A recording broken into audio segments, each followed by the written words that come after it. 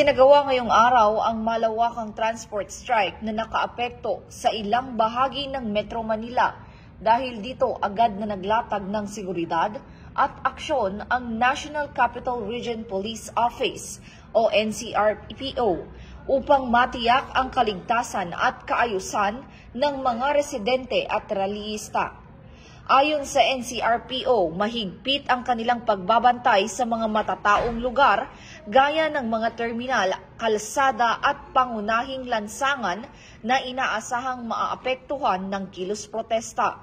Nagtalaga rin ng mga tauhan at sasakyan ang pulisya upang magsilbing libreng sakay para sa mga commuters na naipit sa tigil pasada. Dagdag pa rito, nakipag-ugnayan ang NCRPO sa mga lokal na pamahalaan at iba pang ahensya ng gobyerno upang masiguro ang mabilis na pagtugon sa mga pangangailangan ng publiko.